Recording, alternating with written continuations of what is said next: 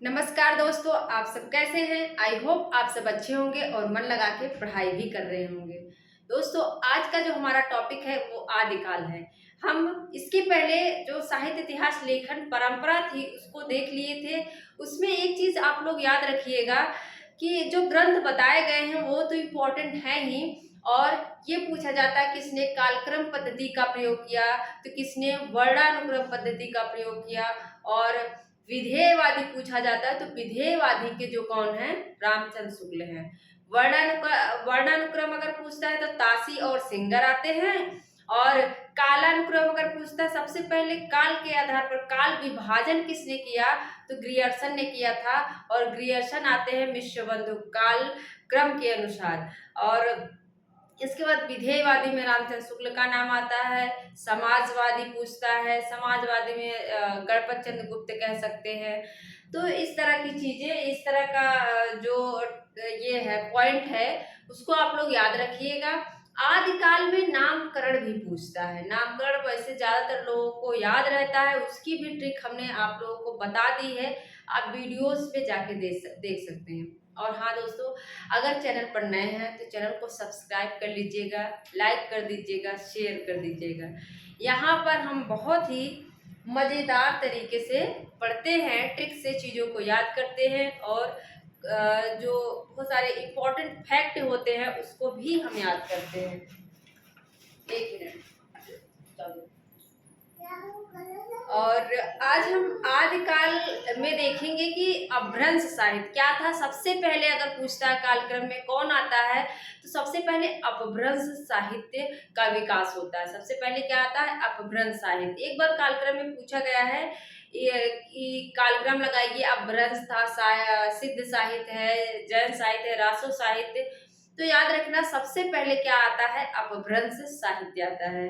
और एक चीज याद रखना, आदिकाल को आदिकाल किसने कहा, किसने कहा है, हजारी प्रसाद द्विवेदी ने। किसने कहा है आदिकाल को, आदिकाल हजारी प्रसाद द्विवेदी ने कहा है। और चारण काल किसने कहा, तो ग्रियर्सन ने कहा है। ये हिंदी विद्यार्थियों को याद होना चाहिए, ये एग्जाम में अक्सर पूछे जाते हैं। चारण और संधि काल किसने कहा, तो किसने कहा है, राम कुमार वर्मा ने कहा है। और अगर पूछता है कि बीज वपन काल किसने कहा है, बीज वपन बहुत पूछा जाता है, तो बीज वपन किसने कहा है, तो महादेव प्रसाद द्विवेदी ने। तो इसके बाद क्या पूछा जाता है कि अपभ्रंश साहित्य को पुरानी हिंदी नाम किसने दिया। जो अपभ्रंश साहित्य था उसको पुरानी हिंदी सर्वप्रथम किसने कहा, याद रखना पुरानी हिंदी।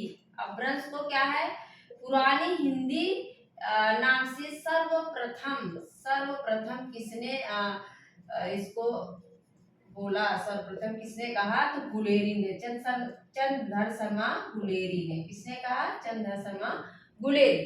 तो याद रखना गुलेरी ही गुलेरी कहते हैं कि जो अपभ्रंश साहित्य है वही क्या है, पुरानी हिंदी है।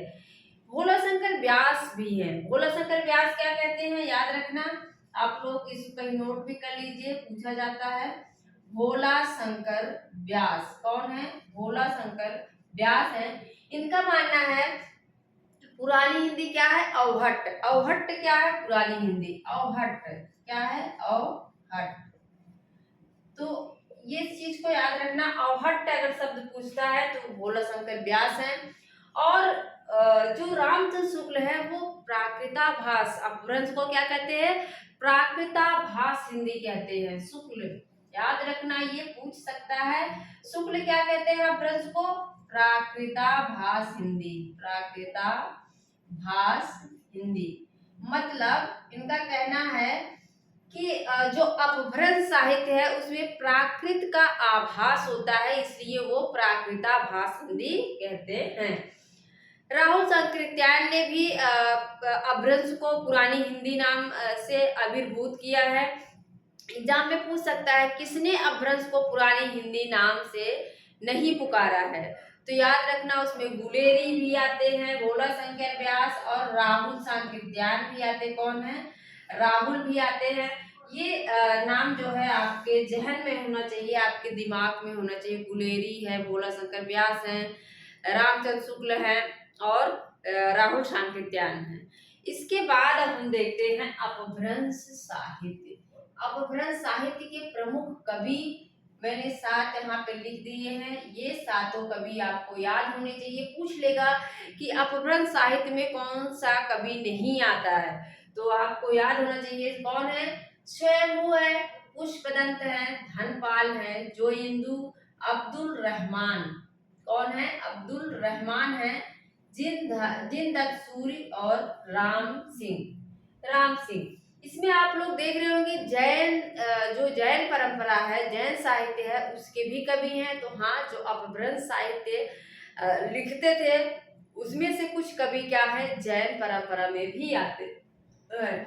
स्वयंभू को अगर पूछता है कि सबसे पहला कवि हिंदी का किसने माना है, तो राम कुमार वर्मा ने। किसने माना है? राम कुमार वर्मा ने स्वयंभू को प्रथम कवि माना है। ठीक है, इस चीज को याद रखिएगा आप लोग। स्वयंभू को राम कुमार वर्मा मानते हैं। और स्वयंभू को और क्या कहा जाता है? स्वयंभू को वाल्मीकि कहा जाता है। क्या कहा जाता है? अभी एग्जाम जो हायर का एग्जाम हुआ है, कल भी मैंने बताया था, उसमें पूछा गया है कि वेद व्यास किसे कहा जाता है। तो दोस्तों, पांडे की किताब में जरूर मिलता है कि इनको वाल्मीकि और व्यास कहा जाता है। हम लोग वही रट्टा मारे रहते हैं, वही याद रखते हैं, लेकिन एथेंटिक बुक में आप देखेंगे तो वेद व्यास जो है किसे कहा जाता है, तो पुष्पदंत को। वेद व्यास याद रखना, वेद व्यास। थोड़ा सा कहीं ना कहीं दिमाग भी हमें लगाना चाहिए दोस्तों। स्वयंभू की जो पौंचर्यू रचना है वो राम के ऊपर आधारित है, जो इनकी प्रसिद्ध है। किसके ऊपर आधारित है? राम के ऊपर आधारित है। तो इनको वाल्मीकि कहना लाजमी है, इनको वाल्मीकि कहा जा सकता है। वाल्मीकि ने रामायण की रचना की थी, वाल्मीकि कहा जाता है। लेकिन महापुराण जो है इनका, जैसे आप देखते हैं महाभारत की रचना किसने किया था? वेद व्यास ने। किसने किया था? व्यास ने किया था ना, वेद व्यास। तो व्यास ने किया था। वैसे ही महापुराण की रचना कौन करते हैं? पुष्पदंत करते हैं। तो लगभग वही जो पांडित्य था व्यास में, वही पांडित्य इनमें भी दिखाई देता है, पुष्पदंत में भी दिखाई देता है। तो इसीलिए इनको क्या कहा जाता है? वेद व्यास कहा जाता है। और भोला शंकर व्यास ने इनको बहुत सारी उपमाओं से कहा है। ये माघ है, क्या है? माघ इनको कहते हैं। भारवी की भी उपमा देते हैं, भारवी। और भवभूति, क्या है? भवभूति की भी उपमा देते हैं। किसको? पुष्पदंत को। याद रखिएगा। कौन कहता है? तो भोला शंकर व्यास, एक आलोचक है, वही कहते हैं। स्वयंभू को हम देख रहे थे, राम कुमार वर्मा मानते हैं प्रथम कवि। और इसके बाद वाल्मीकि इनको कहा जाता है। स्वयंभू ने जो रचना लिखी, पहले देख लेते हैं क्या क्या है। पौंचर्यू, ऋठ्रेमचर्यू, पंचमी चर्यू, स्वयंभू छंदस। सबसे ज्यादा जो पूछा जाता है पयुंचर्यू पूछा जाता है। पयुंचर्यू में क्या है? यह राम से संबंधित रचना है। कैसी है? देख लीजिए, ये राम से संबंधित रचना है। इसमें जो है ना, बाद में सीता जी को जैन संप्रदाय में दीक्षित दिखाया जाता है। क्या दिखाया जाता है? जैन संप्रदाय में वो दीक्षित हो जाती हैं। और इसमें 5 कांड हैं। आप अगर देखेंगे तो जो रामचरितमानस है कितने, उसमें 7 कांड हैं, लेकिन इसमें कितने हैं? इसमें 5 कांड हैं। ये जो है 90 संधियां हैं। इसमें कितनी संधियां हैं? याद रखना, 90 संधियां हैं। 83 संधियों को किसने लिखा था? स्वयंभू ने लिखा था। 83 संधियों को किसने लिखा? स्वयंभू ने लिखा। उसके बाद यह ग्रंथ अधूरा था, फिर जाके इनके पुत्र त्रिभुवन ने पूरा किया। याद रखना, कौन पूरा करते हैं? त्रिभुवन। कौन है? त्रिभुवन इनके पुत्र हैं। यही जो है लगभग 7 संधि लिखकर उसमें उसको पूरा करते हैं, पौंचर्यू को। इस चीज को याद रखिएगा, एग्जाम में पूछा जा सकता है कि पौंचर्यू को पूरा किसने किया था? तो इनके पुत्र त्रिभुवन ने। कितनी संधियां? 7 संधियों को जोड़कर उसमें 90 संधियां पूरी की थी। इसके बाद है ऋठ्रेमचर्यू, पौंचर्यू, छंद। ऋठ्रेमचर्यू में क्या है? इसमें कृष्ण का वर्ण, कृष्ण की कथा है। क्या है? इसमें कृष्ण की कथा है। पौंचर्यू में राम की और ऋठ्रेमचर्यू में कृष्ण की कथा है। इसके बाद पुष्पदंत है। कौन है? पुष्पदंत है। पुष्पदंत 10वीं शताब्दी के हैं। और इनका जो महापुराण है ये बहुत ही प्रसिद्ध है। महापुराण, इसको 63 गुणी अलंकार भी कहा जाता है। इसमें 63 जैन तीर्थंकरों का वर्णन मिलता है। कितने? 63 जैन तीर्थंकर थे उसका वर्णन इसमें क्या है? मिलता है। ठीक है। इसके बाद है लय कुमार चरियु, जसहर चरियु। हमने याद कर लिया था पुष्पदंत और स्वयंभू में थोड़ा सा कंफ्यूजन होता है, तो मैंने याद कर लिया पुष्प किसके ऊपर गिराते हैं? जो महान होता है, महापुराण, जो महापुराण होता है उसके ऊपर क्या गिराओगे? पुष्प की वर्षा करोगे। और महान कौन है? जो कुमार होता है, रे जो राजकुमार होता है, रे कुमार चरियु, जो राजकुमार होता है उसी के ऊपर क्या करते हैं? पुष्प की वर्षा करते हैं। और क्यों करते हैं? क्योंकि जसहर चरियु, क्योंकि उसका यश, जस मतलब जा जो है यहाँ पे या की जगह जा आया है, तो जिसका जस हो, जिसका यश हो उसके ऊपर क्या करोगे? पुष्प की वर्षा करोगे। क्या करते हैं? जिसका जस हो जाता है, यश हो जाता है, देखो उसके ऊपर क्या करते हैं? हम पुष्प की ऐसे वर्षा करते हैं। तो याद रखना महापुराण में 63 जैन तीर्थंकरों का वर्णन मिलता है। जो मैं बता रही हूँ इतनी ही चीजें लगभग इम्पोर्टेंट हैं और यही सारी चीजें एग्जाम में पूछी जाती है। तो आप लोग बहुत ही ध्यान से पूरा वीडियो देखिएगा, बहुत ही इम्पोर्टेंट होने वाली है ये क्लास। इसके बाद कौन है? धनपाल भी 10वीं शताब्दी है। इनका क्या है? भविष्यत कहा। क्या है इनका? भविष्यत कहा है। इसमें एक वणिक की कथा है। क्या है? वणिक मतलब होता है व्यापारी ना। इसमें क्या है? एक वणिक की कथा। एग्जाम में पूछ सकता है कि ऐसी कौन सी रचना है जिसमें एक वणिक की कथा है, तो किसमें है? भविष्यत कहा। अब देखो धनपाल याद कैसे रखोगे? भविष्यत कहा धनपाल के, जिसके पास धन होगा उसका भविष्य क्या होगा? उज्जवल होगा। ऐसे याद कर लो, जिसके पास धन होगा उसका भविष्य क्या होगा? उसका भविष्य बहुत उज्जवल होगा ना। तो भविष्यत कहा किसकी है? धनपाल की है। इसके बाद जोयेंदु की 2 रचनाएं हैं, परमार्थ प्रकाश, योगसार। क्या है? परमार्थ प्रकाश और योगसार। अपभ्रंश साहित्य में दोहा की शुरुआत अगर देखें तो कौन करते हैं? यही जोयेंदु करते हैं। याद रख लीजिए, दोहा की शुरुआत पूछा गया क्वेश्चन है, दोहा की शुरुआत किसने की? तो इन्होंने ही की थी, जोयेंदु ने। पहले दोहा में नहीं लिखा जाता था, लेकिन अपभ्रंश साहित्य में दोहा लिखने की परंपरा की शुरुआत किसने किया था? जोयेंदु ने किया। जोयेंदु से देखो लग रहा है जैसे बहुत, जोयेंदु मतलब जोगी फकीर क्या करते हैं? जोयेंदु जोगी फकीर क्या करते हैं? परमात्म प्रकाश और योग सार करते हैं। क्या करते हैं? परमात्म प्रकाश और योग सार करते हैं। इसके बाद कौन है? अब्दुल रहमान का है संदेश राशक रचना है। ये एक मुस्लिम की, पूछा जाता है कि एक मुस्लिम की भारतीय भाषा में लिखी पहली रचना कौन सी? मतलब यह भारतीय भाषा में है, लेकिन लिख कौन रहा है? एक मुसलमान लिख रहा है, एक मुस्लिम कवि लिख रहा है ये। तो पूछा जाता है भारतीय भाषा में लिखी धर्मेतर जो है ग्रंथ कौन है? तो संदेश राशक है। मतलब इस्लाम धर्म के हैं, लेकिन इन्होंने भारतीय भाषा में लिखा हुआ है। तो संदेश राशक क्या है?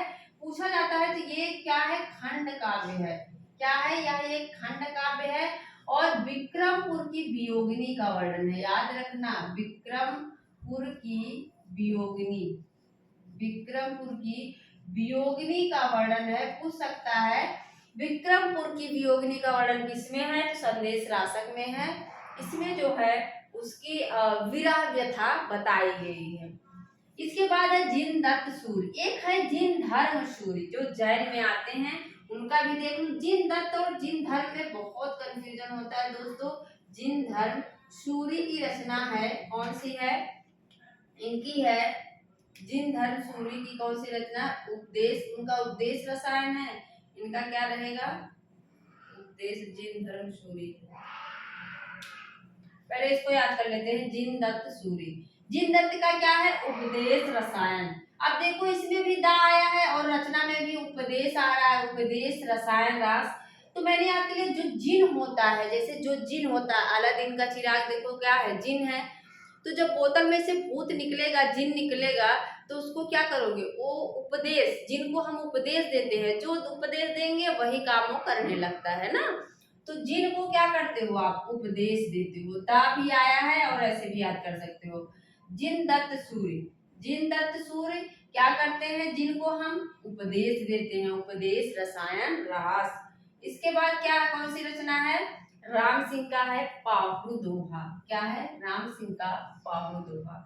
ये राम सिंह पाहुड़ दोहा याद रख लो।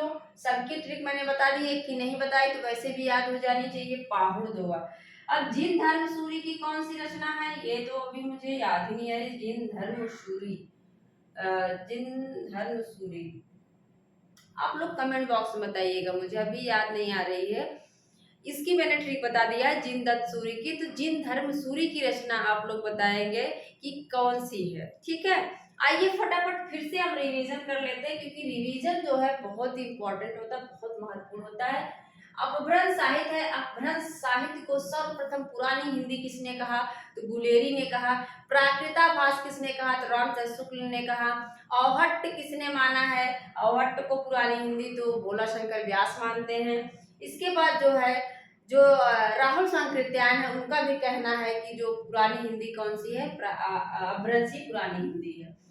प्रमुख कवि है स्वयंभू है। स्वयंभू को जो राम कुमार वर्मा है प्रथम कवि मानते हैं। इनकी रचना पौंचरियु है, ऋठलेमचरियु, पंचमीचरियु, स्वयंभू छंदस है। पौंचरियु जो है उसमें राम का वर्णन है, 90 संधियां हैं। यह एक अधूरा ग्रंथ है और इनके पुत्र त्रिभुवन ने इसको पूरा किया था। 83 संधि ही लिख पाए थे स्वयंभू। उसके बाद जो है त्रिभुवन ने 7 संधि लिखकर 90 पूरा करते हैं। और ऋठलेमचरियु जो है वो कृष्ण से संबंधित रचना है। स्वयंभू को क्या कहा जाता है, वाल्मीकि कहा जाता है। स्वयंभू को अपभ्रंश का वाल्मीकि कहा जाता है। इसके बाद है पुष्पदंत। पुष्पदंत जो को वेद व्यास कहा जाता है, और भोला शंकर व्यास ने इनको माघ, भारवी, भवभूति आदि नामों से जो है पुकारा है। पुष्पदंत की रचना महापुराण है। कौन सी है, महापुराण। इसमें 63 जैन तीर्थंकों का वर्णन मिलता है। रय कुमार चरियु और क्या है, जसहर चरियु। पुष्प आप किसके ऊपर गिराओगे, जो महान होगा महापुराण, और जो कुमार होगा और जिसके पास जस होगा, यश होगा, उसके पास हम पुष्प की वर्षा करेंगे। धन जिसके पास होगा उसका भविष्य उज्जवल होगा, भविष्य कहा है। इसमें एक वणिक की कथा वर्णित है। और फिर क्या है, जो हिंदू का है परमात्म प्रकाश और योग सार। क्या है, परमात्म प्रकाश। जो हिंदू मतलब जोगी, जो जोगी लोग होते हैं क्या करते हैं, परमात्म प्रकाश करते हैं और योग करते हैं, योग सार। अब्दुल रहमान की रचना है संदेश रासक। संदेश रासक जो है, यह एक संदेश रासक जो है क्या है, एक मुस्लिम द्वारा लिखी गई पहली भारतीय भाषा में रचना मानी जाती है। यह एक खंड काव्य है। विक्रमपुर वियोगिनी का वर्णन है, विक्रमपुर की। इसके बाद जिन दत्त सूरी, जिनको क्या करते हो आप, उपदेश देते हो, उपदेश रसायन रास। इसके बाद क्या है, राम सिंह का पाहुड़ दोहा। मैंने एक क्वेश्चन आप लोगों को दिया हुआ है, ये बताना है कि जिन धर्म सूरी की रचना कौन सी है। आप लोग कमेंट बॉक्स में मुझे बताओगे। तो मेरा पूरा वीडियो आप लोगों को कैसा लगा आप सब जरूर बताइएगा, और पूरा वीडियो देखने के लिए आपका बहुत बहुत धन्यवाद। मिलते हैं अगले वीडियो में। Thank you.